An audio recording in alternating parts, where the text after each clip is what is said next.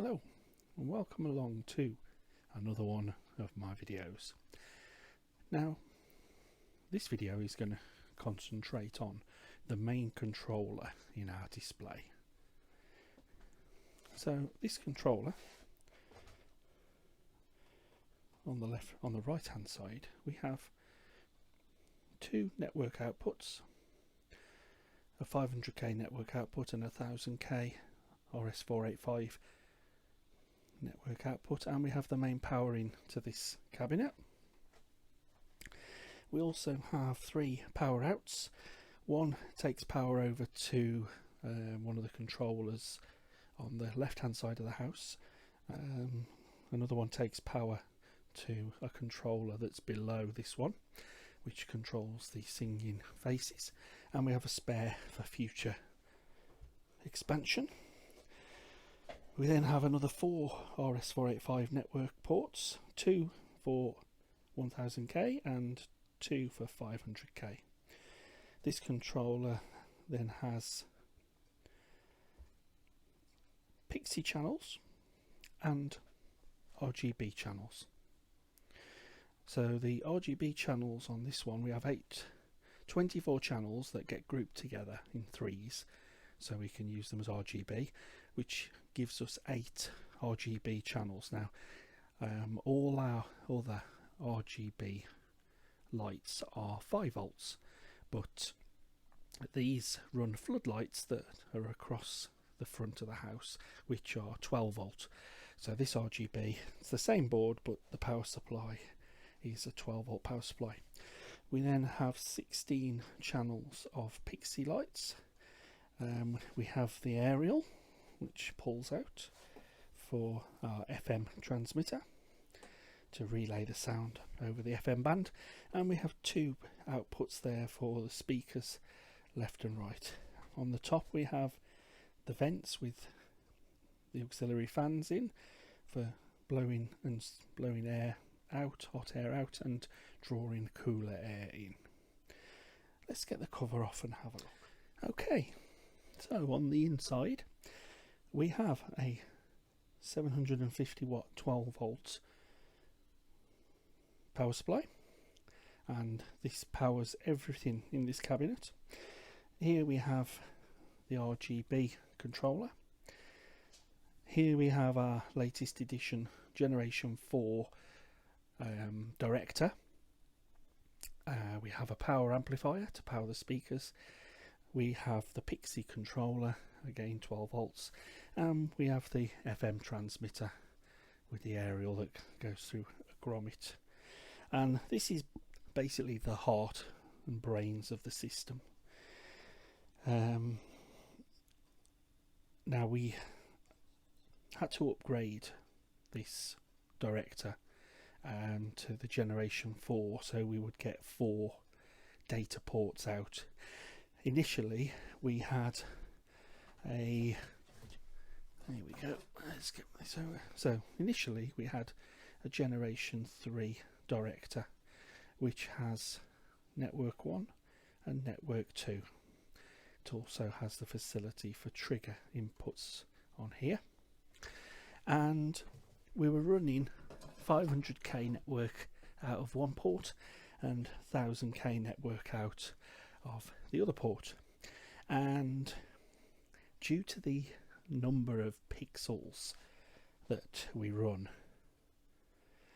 we were getting a lag, and when we looked into the maximum number of pixels that the system can run, we were exceeding it considerably.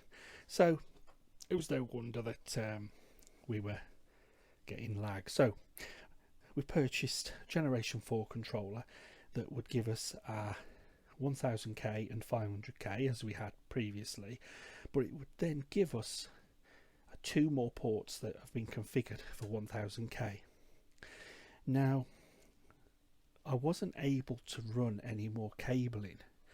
Our cabling is through duct underground up to the top end of the driveway, and I couldn't get any more cables through there. But we do have 2 of these Ethernet cables that run up to there. Now RS485 uses 2 of the 8 cores in there, so what I decided to do was get some junction boxes and get some tails, cut them in half, and on this end put 4 of the sockets, and then run the 2 cores of the 8 from each of these that RS485 uses down the 8 cables through under the ground into our distribution board, and then do the reverse at the other end but have plugs. So in effect what we've got here is 4 channels coming in here. They go through 1 cable up to the distribution center, and then they come out and get separated back into the 4 ports. So I've been able to quite easily and relatively cheaply expand the system, and if I need to expand it anymore, I do have a second Ethernet cable that runs through the ducting that I could split out into 4, thus giving me another 3 ports if I needed to expand the system, which undoubtedly I will, as I add more to it each year. So as it was in mid-season 2022 season, this was fitted in, and you can see it's loose at the top. I was only able to fix it in on the bottom, so this needs slightly repositioning so I can get 2 mounts into the top, and then it can be sat in there properly. And what we also want to do on this is put the 2 LEDs in the front. Well, 1 LED on this, 1 LED in the front, just so we've got a notification of the status of the power supply, so we know the power supply is on. It's just easier to see the LED on the front of the box lit up than having to take the covers off and check that it's operational. And that's just because we had 1 power supply fail, which is the first one of these we've ever had fail, and it would run for about an hour and then shut down. So we thought if we add the notification LED for the 5 volts and the 12 volt supplies, by just looking at the front of the boxes, we will then know if there's a problem with one or the other of the power supplies. As this one only has a 12 volt power supply, that is all we need to fit. So not much to do on this one. Obviously I'm going to check over all of the connectors to make sure that they are still watertight and that there was no moisture got into them over the season to start corroding them. You find the occasional one that a bit of moisture gets in and starts corrosion, so I nip it in the bud, get that connector off, re-terminate it with a new one. Right, let's get to work.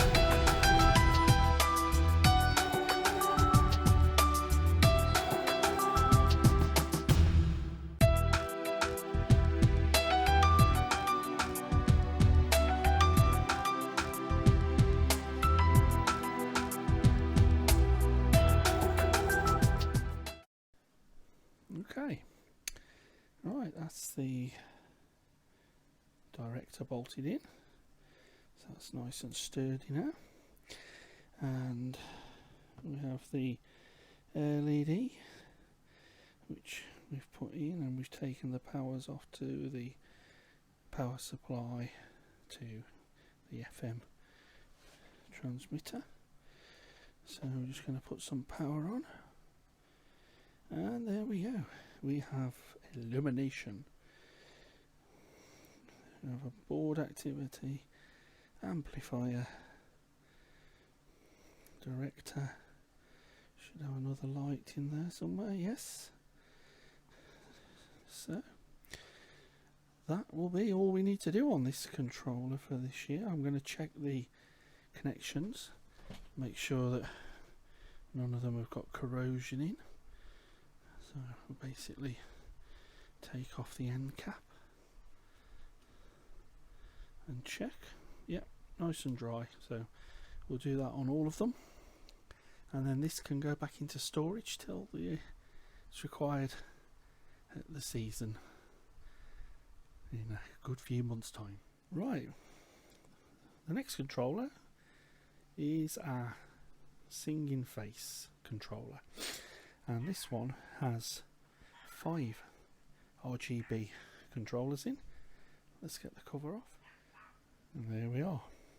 5 RGB controller boards, a small 12 volt power supply to power the logic on the boards, and a 350 watt 5 volt power supply to power the lights. Cooling fans, as with all the others. So we've just got to put 2 of the LED lights in the front here for the 5 volts and the 12 volts, so we can see they're working.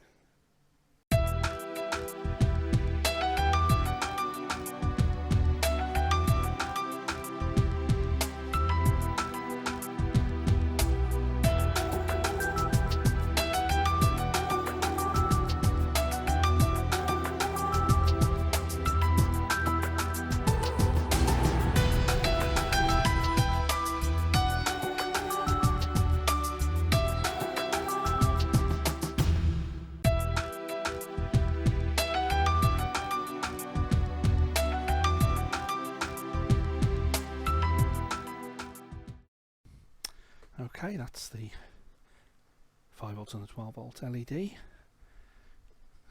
fitted and connected on here. We're going to put some power on it, and there we go.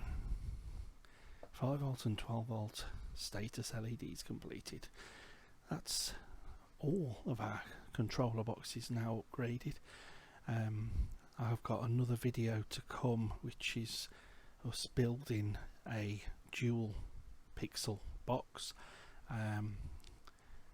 We were waiting for some glands to arrive. They've now arrived, so we'll continue with the build on that. So there should be another video coming shortly of the complete build of that. But for now, for this video, that's it. Thanks for watching.